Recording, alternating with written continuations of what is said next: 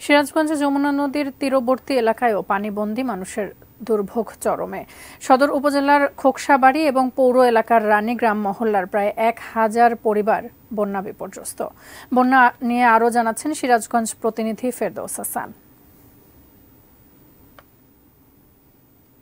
যমুনা নদীর সিরাজগঞ্জ এবং কাজীপুর পয়েন্টে কিন্তু পানি কমতে শুরু করেছে। গত ১২ ঘন্টায় কাজীপুর পয়েন্টে ১২ সেন্টিমিটার এবং সিরাজগঞ্জ পয়েন্টে ১০ সেন্টিমিটার কমেছে এবং পানি কমার হার কিন্তু বৃদ্ধি পাচ্ছে, অর্থাৎ দ্রুত গতিতে পানি নেমে যাচ্ছে। ফলে সার্বিকভাবে জেলার বন্যা পরিস্থিতির কিছুটা উন্নতি হয়েছে। জেলায় এ পর্যন্ত ২০,০০০ পরিবারের প্রায় লক্ষাধিক মানুষ কিন্তু পানিবন্দী এবং বন্যা কবলিত হয়ে পড়েছেন। সেই সাথে ৬,০০০ হেক্টর ফসলি জমি, ৭৮টি শিক্ষা প্রতিষ্ঠান বন্ধ রয়েছে। প্রায় ১,০০০ পরিবার সেই ২০০৭ সাল থেকে কিন্তু বন্যা কবলিত হয়ে পড়ে, অর্থাৎ যমুনা নদীর পানি বৃদ্ধির সাথে সাথে কিন্তু তারা বন্যা কবলিত হয়ে পড়ে। দফায় দফায় তারা বন্যা কবলিত হয়ে পড়েন। ফলে বছরের বেশ কয়েক মাস তারা কিন্তু পানিবন্দী এবং বন্যা কবলিত থাকেন।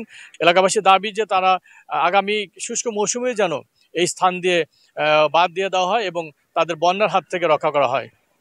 এই ছিল সিরাজগঞ্জ জেলায় চলতি যে বন্যা কবলিত মানুষের দুঃখ দুর্দশা এবং দুর্ভোগের সবশেষ খবর।